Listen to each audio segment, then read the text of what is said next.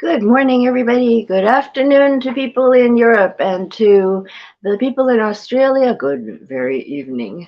And today I wanted to focus on comic relief.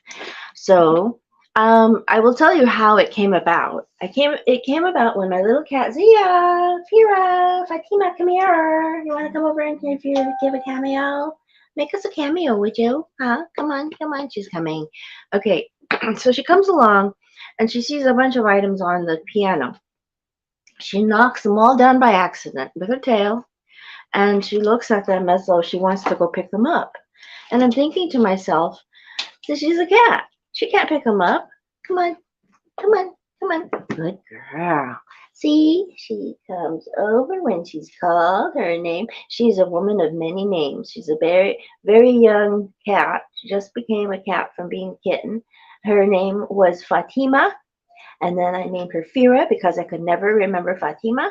And every so often when I see her, I call her Zia because I had a neighbor that had a little tiny kitten named Zia sitting on the sofa in their window one time.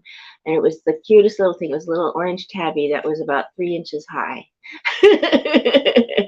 Maybe a little more than 3 inches, but you know what I mean. And so Zia here, she is the woman of many names. When Morgan is the name I have for Esri when she's being naughty, but she's been Esri instead of Morgan for over a year now because of this little kitty cat. Well, not over a year. How long have I had her? I've had her since June or something, July maybe. Can't remember myself, but it's been about at least 8 months. So Zia has taken the place of Morgan in terms of being a naughty little kitty, kitty, kitty. And so I wanted to focus on comic relief today because what she did was she knocked over a whole bunch of things and looked really surprised and looked like she wanted to go and pick them up for me. I'm thinking, you're a cat. You can't pick anything up. So I thought of comic relief. And I looked up comic relief. And guess what today is? Apparently, in the UK, there is an organization called Comic Relief. And it has a day, March 15th. Today is Red Nose Day. Think about this. Think about this. My nose is red. Yin Yang's nose is very red because, ouch, ouch, my cat. Shh, ouch. Sorry. My cat. Okay, now I'm going back to comic relief. Okay, so apparently tonight in the UK at 7 p.m. UK time, which means about probably about 11 Pacific time or 2 Eastern time, something like that. About that time, you'd have to look it up. But anyway, they have a show and something about it. So AZ Quotes talks about comic relief. By Kelly Armstrong, she says, I let out a laugh that sounded more like the yip of a startled poodle. Superpowers, I wish. My powers aren't winning me a slot from the Cartoon Network anytime soon, except as a comic relief. Ghost Whisperer Jr. or Ghost Screamer, or more like it. More like it. Tune in every week as Chloe Saunders runs screaming from yet another ghost story looking for her help. Okay, superpower might be pushing it. Sally Jesse Raphael says, with an endless assortment of children and animals living under one roof, there was always some absurd crisis that gave comic relief to my problems. That's the truth. Ow, ow, ow! Oh, and she turns on her back to go play with me just now. Gee whiz, I can't show you that part because I can't lift it. Ouch, her claws. Okay, please go down. Please go down. Go down, go down. And ow, ow, ow. Thank you. She'll go down if I yell ouch. Okay. So I hope I'm inspiring people a little bit. You know, having a little cat is a lot of fun. Having a little dog must be so much more fun because a dog, you have to walk outside and you interact with people and you can't be a recluse. With a cat, you can be a recluse if you want to, but you do have to go outside to tump the litter boxes and get your own groceries. My cats love it when I go get groceries because they know that some of this is their food. Joe Brand, J.O. Brand, says, I did try when I wasn't doing the singing to do as much comedy as I could because I thought with comic relief you are duty bound to anyway. Mm, yeah. David Copperfield says, my show is constantly evolving. New tricks are added, old ones are dropped, so it stays fresh. But it's the randomly selected participants from the audience that make it fresh and provide some of the best comic relief. That's interesting. Okay, now we're going to Brady quote. Oh, here, John Bishop talks about the real comic relief in the UK. Comic relief funds projects that help lift people out of poverty. Isn't that great? So I am so glad I hit that on this day. I mean, it must be, as my friend Liz Roskantara would say, that's not odd, it's God. Interesting. That's interesting. Okay. Helton Helen Skelton says, I walked on a high wire at Battersea Power Station for comic relief in 2011. It was the scariest but the most exciting moment.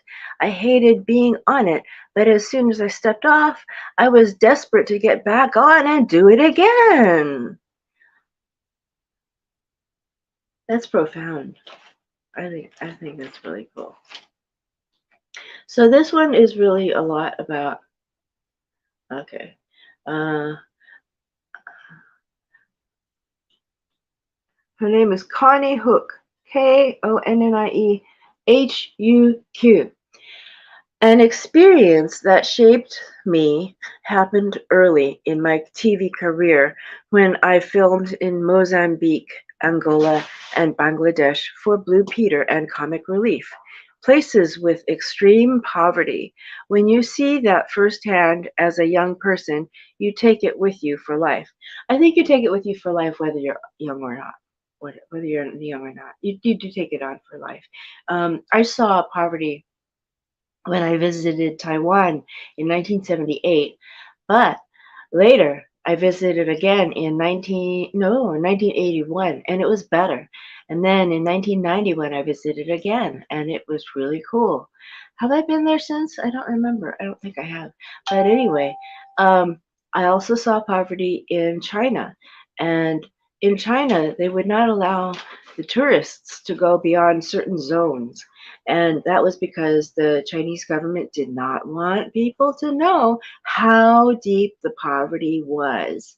And what my father told me, my stepdad, said was that in those places, and he had grown up in China in poverty as well, in poverty and in wealth in China when he was a little boy, he saw and he said what they would have is one pair of pants and the whole family would take turns wearing them to go out. That's what poverty is. Rajiv Menon says, accents are not for comic relief anymore. They root the character to the place they're from. I can speak in many different accents, but I don't happen to. I can imitate somebody. I can say, well, if you get my meaning, sir, that was from a film, gosh, Lassie or something, a very old film. Anyway, some people are so sad that at times that's what gets on my nerves. If they just hammer the dream with no comic relief whatsoever. That's by Kurt Villa, Ville. Some people are so sad that at times that's what gets on my nerves. If they just hammer the doors with no comic relief whatsoever. It can get on your nerves, I would say, for sure. Okay, one more good quote. Wyatt Cenac, Cenac. Okay, no, Ben Mendelsohn. Ben Mendelsohn says, once upon a time, they thought I was a sweet, wide-eyed boy that was just trying to figure out how to kiss the girl. lots of comic relief, and adolescent yearnings. Isn't that great? Adolescent years can be so important.